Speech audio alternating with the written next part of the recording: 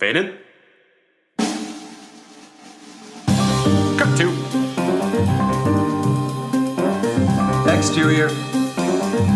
Interior. Restaurant? Bar. Club. Day. Night.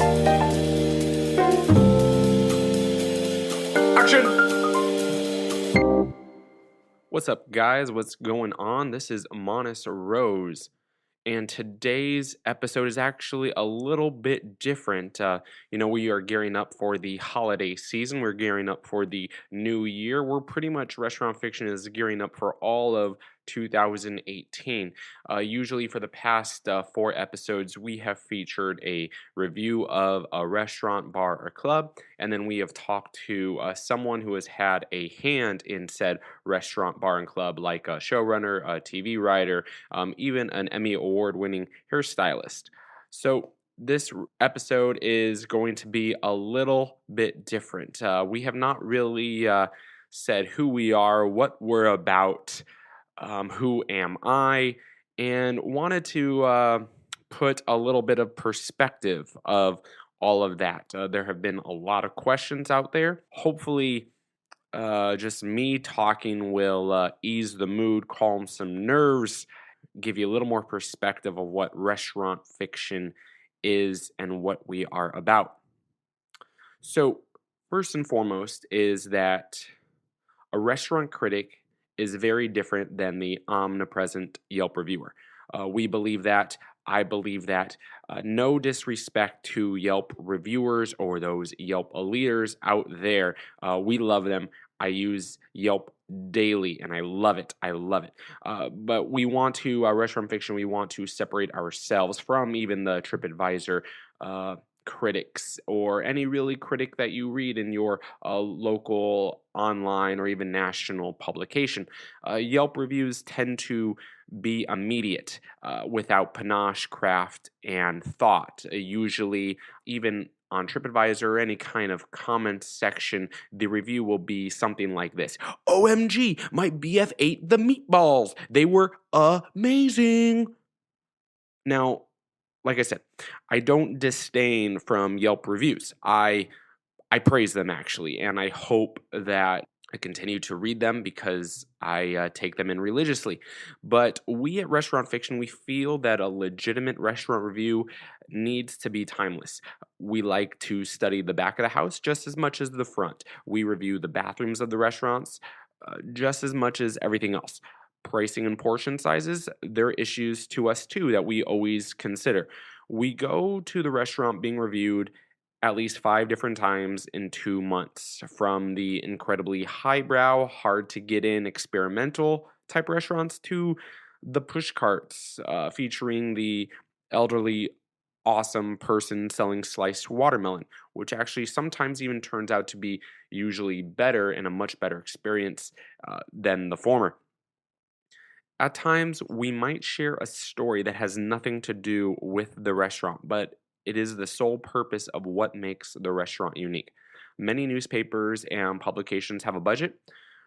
Our budget is pretty large. Our backing comes from sultans who value pop culture over life itself and really believe that every human on this planet can find common ground in the fictional restaurant, bar, and club of his or her favorite TV show and film. Yes, there are actually kind, fantastic sultans out there who want to unite this world and do good. We have personally, our staff here, we have access to classified areas and pieces of technology that pretty much will make even Elon Musk blush. We hope that you find all of the past, present, and future reviews intelligent and amusing at the same time. Let's see. We strive for them to be creative, with a little bit of TLC and a bunch of heart. Please, though, remember that we at Restaurant Fiction, we're not reviewing the TV show or the film. We're not making any judgments on the character. We're not making any judgments on the story. We are only reviewing the restaurants, bars, and clubs almost as if the TV show or film never existed, but the restaurants, bars, and clubs always did. All right, so that's pretty much what restaurant fiction is about. Now, who is this podcast for? After careful thought, there are three main categories of who we want to listen to this podcast. Obviously, anyone can listen to this podcast. It is clean, it's not explicit, it's for all ages. So it is pretty much for anyone, any age in the world. But still, there are three main categories. So the first category, restaurant fiction, is for the aspiring screenwriter, the veteran screenwriter, even the newbie professional screenwriter or intermediate screenwriter.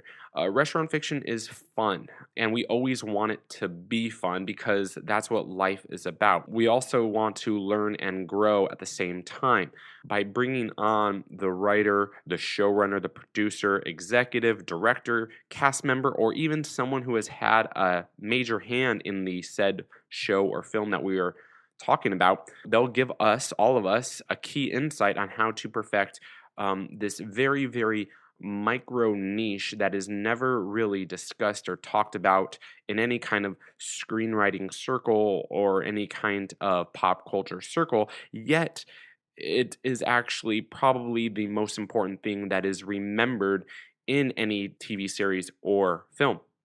Yes, I understand that people resonate with the characters and the chemistry of the characters. In a showing medium like TV and film, though, the location enhances them tenfold as well as the story. For example, the jokes are funny in Friends. The chemistry of the actors in Friends is fantastic. So are the on again and off again love relationships between the characters. But really, what makes Friends relatable is the coffee shop. Star Wars, A New Hope. If you take away the Mos Eisley cantina, it's really just a bleak black and white kind of movie. It is the cantina where the film shows its true stripes. It shows how dangerous and colorful the Star Wars world actually is. So I can go on and on and on. All right, so the second core audience who we're for. We're for the pop culture fan. Okay, and I'm not just talking about the nerd or the geek who attends Comic-Con, conventions or binges a Netflix show in a day. I am guilty of both. That is not just who this podcast is for. Like it or not, we at Restaurant Fiction, we believe that everyone is a bit of a pop culture fan. Everyone has a favorite TV show or film. And even if they don't have a favorite or it's very hard to think of that favorite, they have at least one show or movie that they've seen more than once, or at least more than one episode. From our extensive travels, fictional restaurants are internationally renowned more than any other just regular restaurant. Having just got back from South Africa, Zimbabwe, and Botswana, for whatever reason, the diner in Seinfeld resonates with all the kind people we met. Last year, we went to Kobe, Japan. People knew about the bar featured in the Patrick Swayze action movie Roadhouse more than anything else. In London, even though Harry Potter is supreme, people gravitated more towards the bakery featured in Fantastic Beasts and Where to Find Them. So the list goes on and on and on and on. Wherever we went, people have a fictional restaurant that they absolutely love.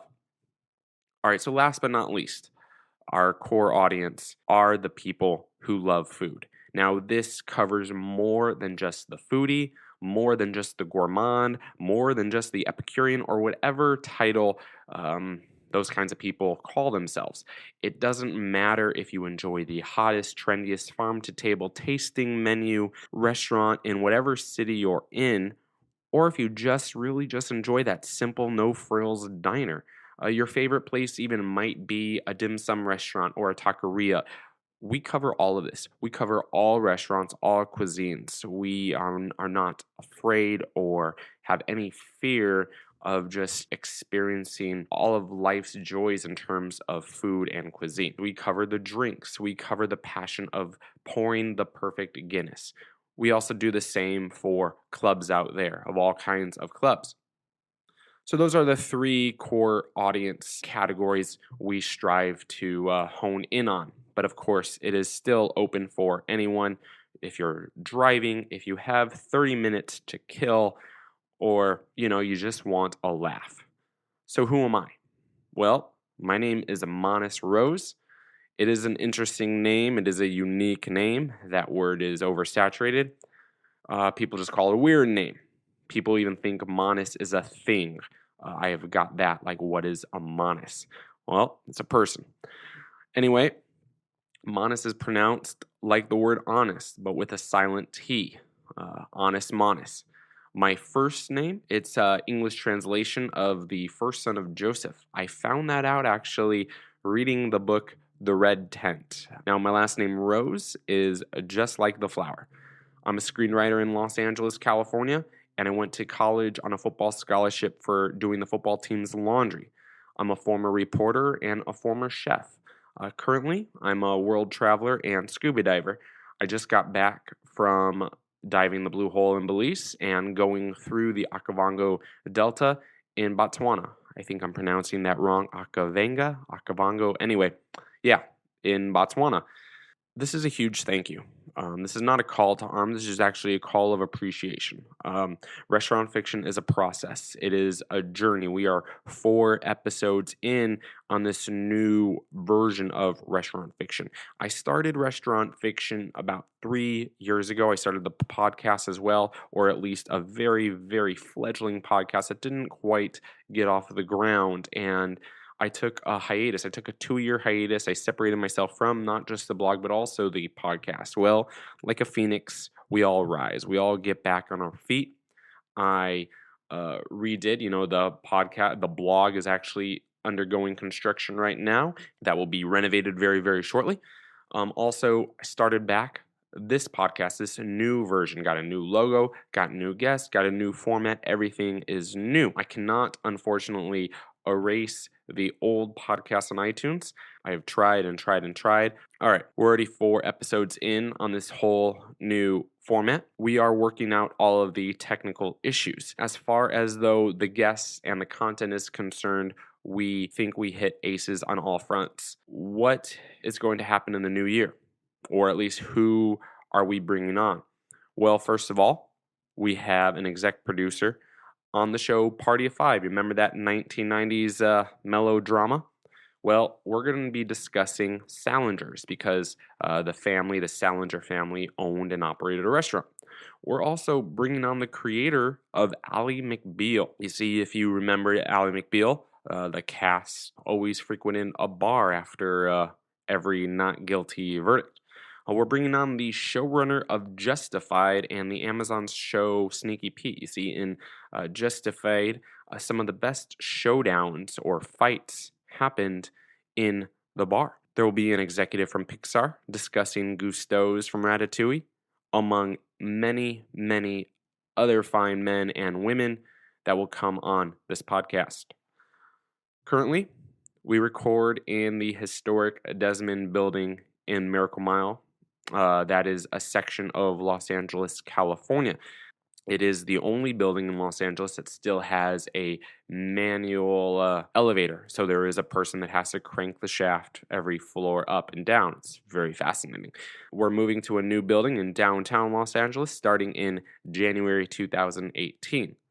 So if you want to read, though, more reviews of the restaurants we either reviewed or are going to review, please go to our website. That is www.restaurantfiction.com. And if you want us to book a certain guest, if you have a question, you want us to cover a certain bar, a restaurant, or a club, or if we missed something, or if we got something right or wrong, please email me. My email is Monis, that's M as in Michael, ONIS, at restaurantfiction.com.